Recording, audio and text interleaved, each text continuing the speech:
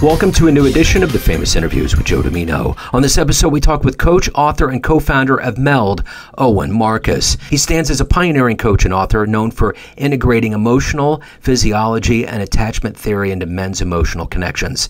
His 30-year journey has led him to author a book, feature in a documentary, and start 3 impactful businesses. Featured in Men's Health, the New York Times, ABC News, and the Today Show, he helps men transform their relationships and leadership skills, offering listeners new insights into achieving personal and professional success through emotional wellness. It's quite a story. Enjoy. It's great to meet you. Where are you located?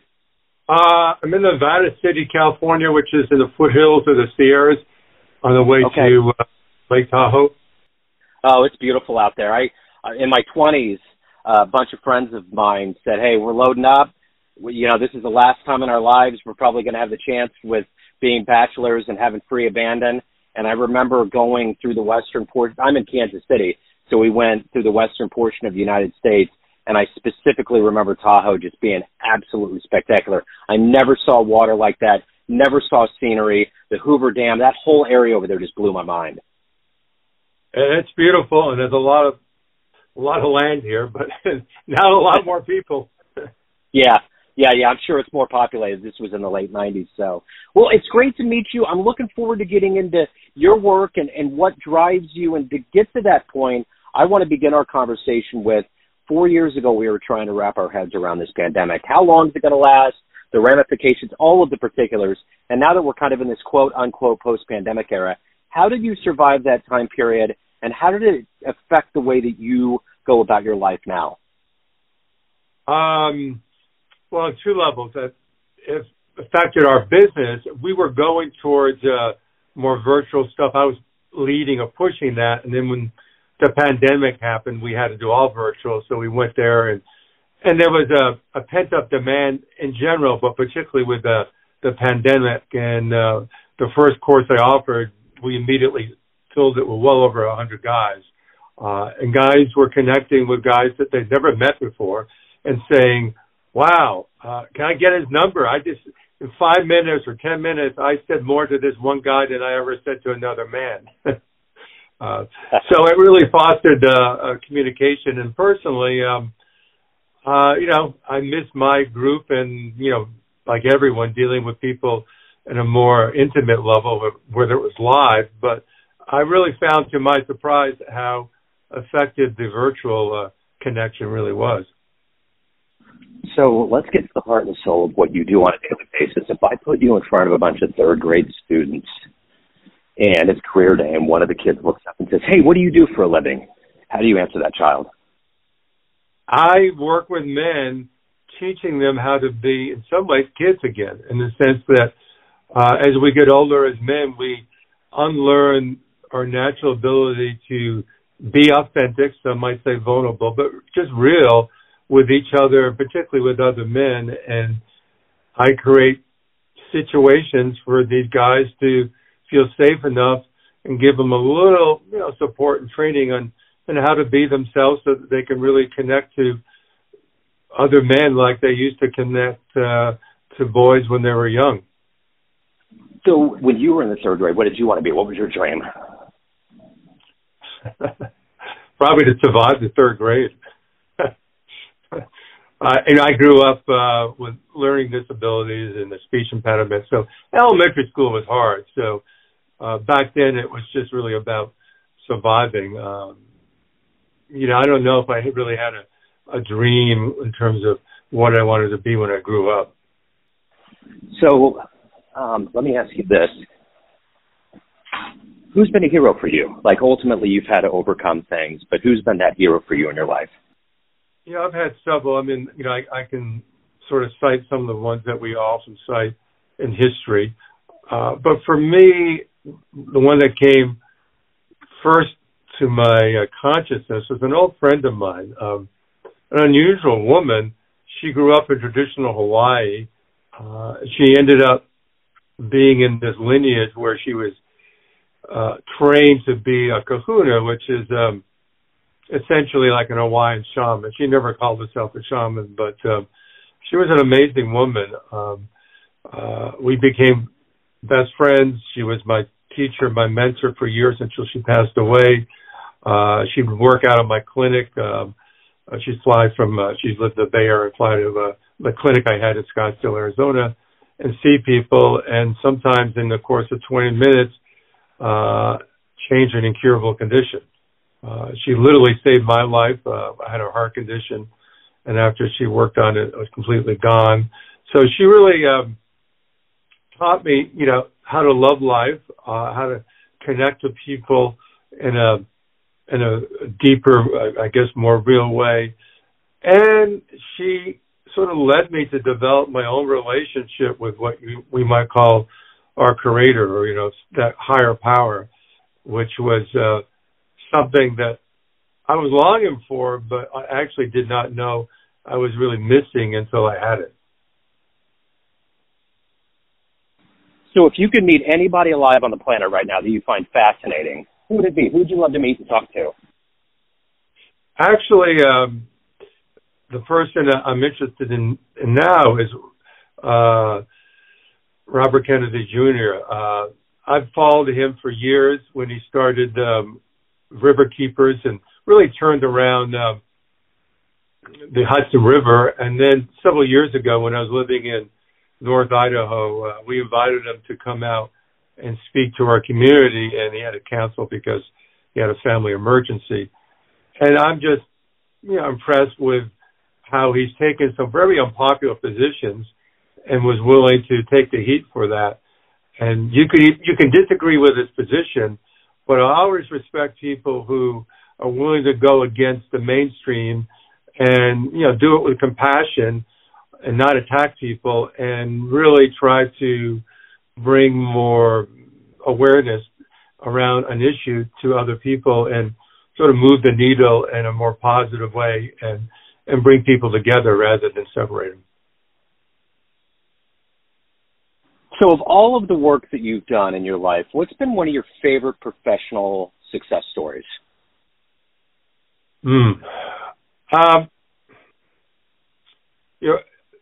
For years, I'm still technically a rolfer. I don't practice rolfing, which is a kind of body work that's, when I had my clinic, that's what I did in the clinic. And I'd get people after they tried everything else. I was sort of the last hope, particularly if it was a soft tissue issue.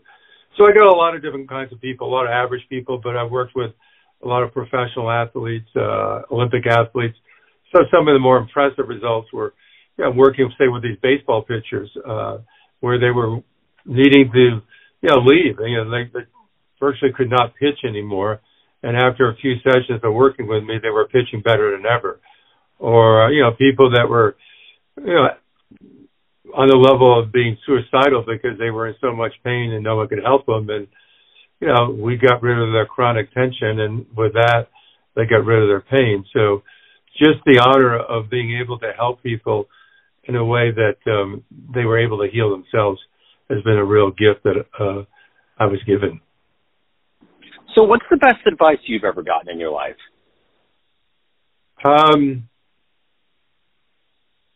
Listen to, my intuition. Some might say your gut, some might say your passion. But I grew up, among other things, with dyslexia and Asperger's syndrome, which I've healed much of that. But I tried to be like everyone else. I tried to, be able to communicate well and, maybe put on a mask. And I could not do that. I failed miserably. Anytime I tried to be something other than I was. And so I just gave up and said, well, I just might as well be myself. And I had someone suggest that, and I said, okay. And it took a while. So I think the best advice I got was to trust who I was, my intuition, my maybe my disabilities or the upside of them, and find my own way of being in the world, which, I think for a lot of us in the beginning, it's not necessarily easy. But if we can keep doing that, we receive a lot of benefits from that. So professionally speaking, of all of the things that you've accomplished and evolved into, what are you ultimately the proudest of? Creating this whole system that I created, which we're calling the MELD method, and MELD is MELD, and it's, our company is MELD, or MELD.community. And in the course of essentially 20 years, when I started my last free men's group 20 years ago up in Idaho, where I was living at the time, and the group has just exploded and ended up being my business, I just started developing methods of really supporting men and having men support each other and developing what we might call their emotional intelligence or their emotional fluency, and using some of the things I've learned over the last 50 years around what I call emotional physiology, how our bodies or our physiology works under stress, and how we can use that physiology as a way to downregulate our stress, upregulate our relaxation and ability to connect to ourselves emotionally and connect to others in a more authentic way, and creating a lot of different courses and processes that facilitate that. Something I never would have thought I could do, and I've been doing for 20 years with a lot of success. So let's say you have a dream tonight. You run into the 18-year-old version of you, and you could give that young version of you a piece of advice based on the life you've lived, the wisdom you gained. What advice would you impart on that young version of you? Take chances. Be willing to go against your standard, what you were trained to do, believe was the thing you had to do or the way to do it. And particularly, when we're young at 18, let your life be an adventure. In my experience, myself and other men, is the more we were able to go out and have adventures and let adventures inspire us and teach us and maybe heal us and grow us, the more it creates a solid foundation for the rest of our life. So if we get off this call and a time machine pulls up in front of your house and you can go anywhere in the history of time and see one event, or you can go into the future and see what's going on, what are you going to pick when you get in that time machine? Oh, that's a good question, because I never thought of that. I focus on being in the present. I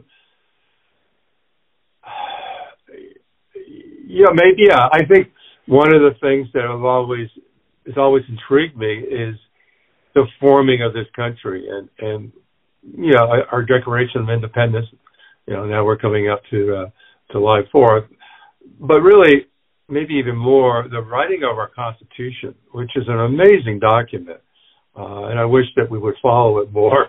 But and just like Thomas Jefferson's push for the pursuit of happiness, not happiness, but the actual pursuit of happiness, which back then I think still is a very radical idea, that we would support that for each person. And I would have been more than intrigued to have been a part of that. So, Owen, everyone out there has a perception of you, family, friends, clients, everyone in your life, but you ultimately run the show. What's your perception of you? Who do you think you are? I'm a man that has been given certain challenges, which really became my gifts and my opportunities to grow and learn.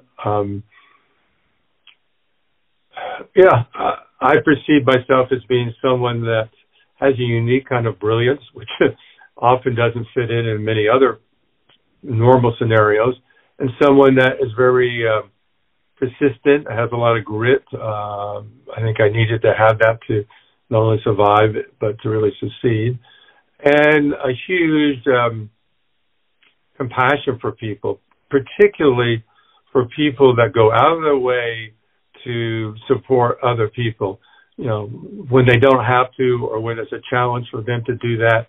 And that's one of the honors I have in working with all these men.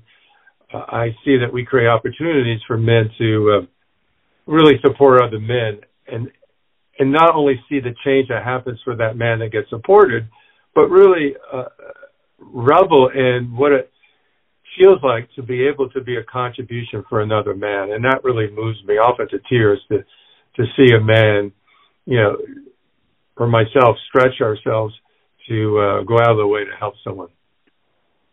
So, Owen, if anyone wants to dive into your world, get involved, reach out to you, any of the good business, where's the best place to go? The best place is our website, which is MELD.community, and it's MELD.community spelled out. We have different offerings, free to paid offerings for men, and we're really here to support men and using their physiology, using their emotions, and using their relationships to have a better life, and as I just said, to really contribute to other people. Wonderful. Owen, this has been great, man. Thank you so much for your time. Thank you for your story. Keep doing the wonderful work out there. Thank you, Joe. Have a good day. Thanks for tuning in to another famous interview with Joe Dimino, where we cover the world of art, literature, business, spirituality, music, and more from around the globe. Our esteemed theme music was composed and produced by the great E.E. Pointer of Kansas City's River Cow Orchestra. If you want to hear more interviews, visit the Famous Interviews with Joe Dimino channel on YouTube. You can also find us on Spotify and Apple Podcasts. Thanks again for listening, and until next time.